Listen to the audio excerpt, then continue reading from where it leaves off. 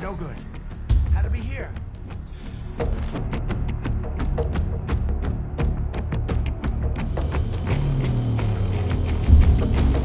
동맹에 대한 이제 부담, 동맹이 더 많은 몫을 미국을 대신해서 수행해야 된다는 개념이 이제 미국 본토민들 사이에서 굉장히 커져갔던 것 같습니다.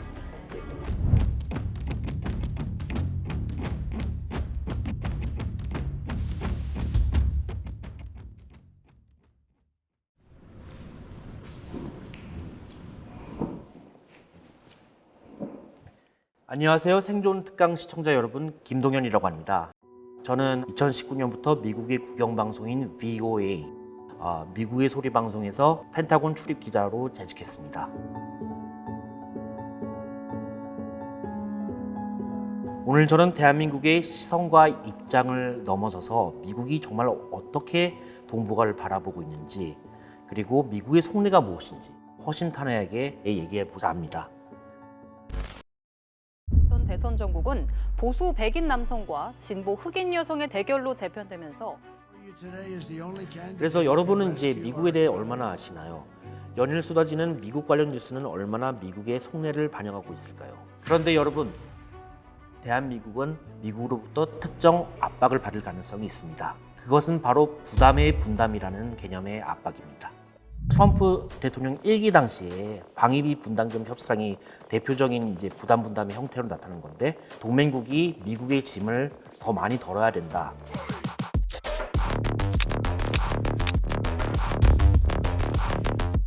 지금까지는 미국은 이제 세계 경찰 국가를 자행했기 때문에 이 자기들이 이제 세계 경찰 국가 역할을 했는데, 근데 이것을 미국의 혈세로 모든 걸 투자해야 된다는 것 자체에 대해서 미국의 이제 시민들이 많은 피로도를 느끼기 시작했다는 거예요.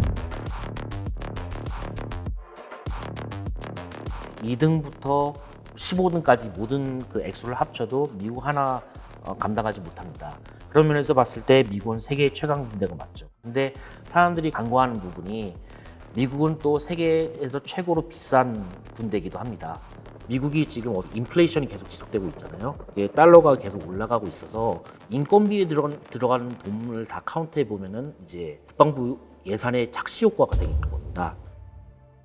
미국 국방부가 이제 항상 강조하는 부분이 그 인플레이션 변수를 제거한 걸 이제 불변 달러라고 합니다. 불변 달러로 계산을 했을 때 사실은 미국은 성장하는 게 아니라, 미국 국방 예산이 성장하는 게 아니라 계속 역성장하면서 이제 앞으로 이제 마이너스까지 이제 줄어든다는 것이죠. 미국 인건비가 워낙 비싸기 때문에 한정된 예산에서 핵심 투자가 가지 못하고, 최근에는 이제 중국이 G2 국가로 이제 부상을 하면서 경제력을 바탕으로 해서 엄청나게 재래식 전력과 이제 핵 전력에도 투자하기 시작했다는 겁니다. 미국과의 패권 경쟁을 벌이고 있는 중국이 극초음속 미사일 발사 실험에 속도를 내면서 미중 간 군사적 긴장감은 더욱 높아지고 있습니다. 만약에 동북아시아에서 중국과 미국 사이에 전쟁이 일어난다고 가정했을 때 지형을 한번 바라보십시오.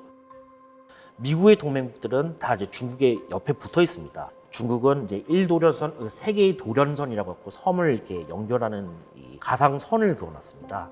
가령 이제 중국이 뭐 타이완을 침공하거나 뭐 한국에 대해서 어쨌든 압박을 가한다고 했을 때 본격적으로 미국이 싸우려면은 결국 항공모함을 통해서 미국 본토에 증원군이 들어와야 되는데, 들어오기도 전에 중국의 이제 극초음속 미사일이나 항공모함이 이제 침몰당한다면은 싸우기도 전에 이제 전력을 잃을 수 있는.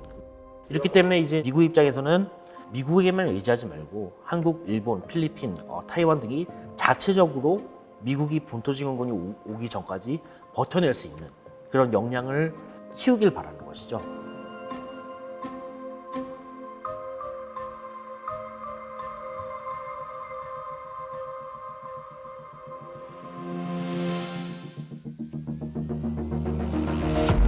미국의 국방백서 National Defense Strategy라는 NDS라는 전략 문서가 그 정권이 교체될 때마다 나옵니다. 바이든 정권에 들어서는 이 최고 순위의 위협은 변하지 않습니다.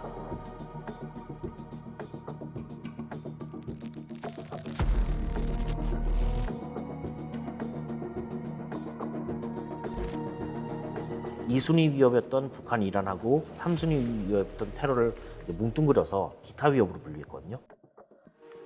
가령 중국이 이제 타이완을 침공했을 경우에 실질적으로 미군이 투사할 수 있는 지역이 한국과 일본에 있는 미군이 이제 가장 먼저 대응할 수 있는 자원인 것이죠. 그런 면에서 봤을 때 주한미군을 단순히 이제 북한만 상대하는 군대로 두기에는 효율이 떨어진다. 따라서 주한미군을 차출해서 남중국해 분쟁이나 이런 데도 이제 개입할 수 있는 군대로 탈바꿈시켜야 된다는 것이 미국의 많은 이제 국방부 관계자들의 생각입니다.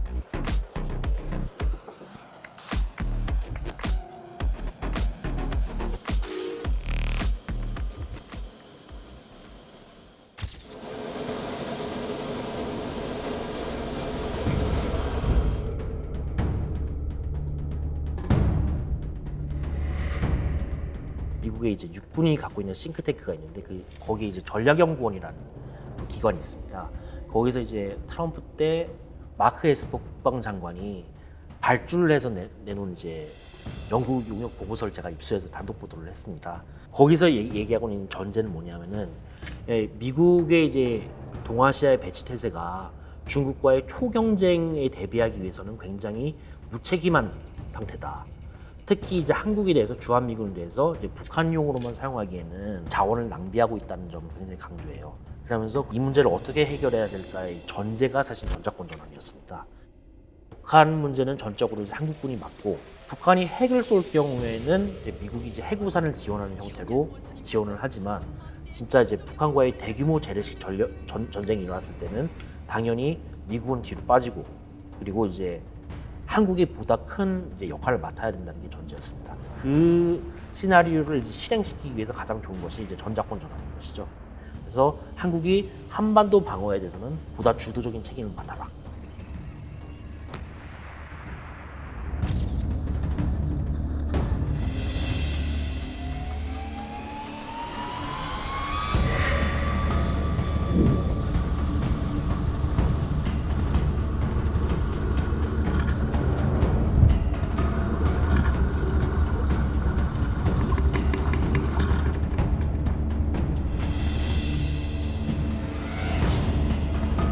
호주는 어쨌든 미국의 어떻게 보면 대중국 전략에 있어서 굉장히 적극적으로 취하고 있는 자세인데다가 위치적으로 봤을 때도 남중국해에서 그나마 병력을 투사할 수 있는 영향 있는 동맹이다 보니 핵추진 잠수함 기술을 받을 수가 있었던 것이죠. 근데 한국 같은 경우는 이제 지금까지 이제 한반도 문제만 우리는 신경을 쓸 거야라는 스탠스를 취하다 보니까 그러면 이제 이성적으로 생각했을 때 북한 문제에 있어서 핵추진 잠수함이 그렇게 필요하지 않다는 이제 결론을 내리게 된 것이죠. 따라서 만약에 한국이 남중국해 문제나 이런 문제에서 호주처럼 좀 더 관여를 많이 확대하게 될 경우에 그럴 경우에는 좀 더 설득할 수 있는 명분이 있지 않을까 생각됩니다. 한반도 천동선이라는 것은 한반도 중심으로 이제 세계가 돌아간다는 이제 왜냐하면 미국은 한반도만 바라보지 않고 중국 문제나 특히 지금 러시아 문제, 우크라이나 문제, 중동 문제 등 여러 이제 공들을 이제 저글링하는 약간 이런 형태에 있어서 한반도 문제에 있어서 자기네들 자원들이 집중을 하게 되면은 다른 부분에 있어서의 기회병이 발생할 수밖에 없고 우리나라 기자들이나 이제 당국자들은 북한 문제를 뺀 이제 나머지 이제 인도태평양 전략 같은 경우에서는 현장에 좀 많이 없는 것 같은 느낌 들어서 좀 안타까웠습니다. 그러니까 가장 대표적인 케이스가 아까 얘기했던 이제 미군의 이제 일반 싱크탱크 보고서가 아닙니다. 미국 국방부 장관이 직접 주문을 해서 나온 보고서고, 근데 그 보고서 서문을 보면은 이런 얘기가 나와요. 그러니까 대중들에게 공개하기 전에 이 보고서를 공개하기 전에 여러 이제 미군 관계자나 외외 관계자를 만났다. 그리고 동맹국에 한해서는 워싱턴 DC에 주재하고 있는 일본 대사관 소속 무관들에게 브리핑을 진행했다는 얘기가 나와요. 그래서 제가 그 저자한테 아니 이거 같은 건 주한미군과 관련된 내용도 굉장히 많이 나오고 왜 한국 대사관에 있는 무관들한테는 브리핑을 안 해줬냐, 차별 안 했냐. 그 작성자가 얘기하는 게 사실은 일본에도 공개를 안 하려고 했는데 어떻게 알았는지 일본 대사관 쪽에 있는 사람들이 이 보고서를 작성하고 있다는 걸 미리 알아가지고 끈질기게 브리핑해달라고 요구해갖고 어쩔 수 없이 공개를 하게 됐다고 얘기를 한 겁니다. 그만큼 이제 정보 역량에서 현장에서의 정보 역량의 차이가 굉장하다는 것을 나타내는 것이죠.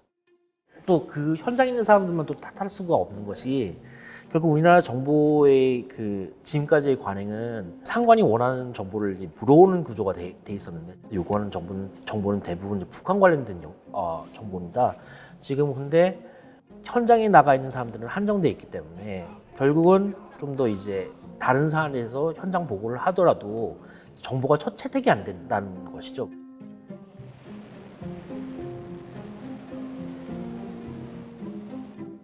특히나 이제 미중 경쟁 같은 경우는 미국에 있는 이제 고위 현직 관리자들도 얘기했지만 최소 20년은 경쟁이 간다. 그렇게 된다면은 한반도 외의 이 문제에 있어서 이 미중 패권 경쟁이 나에게 어떻게 영향을 미치는가는 굉장히 이제 생존에 있어서도 굉장히 중요한 정보기 때문에 그 부분에 대해서도 좀 더 이제 시야를 좀 트이는 것이 그리고 그걸 이제 담론화하는 것이 되게 중요하다고 저는 생각합니다.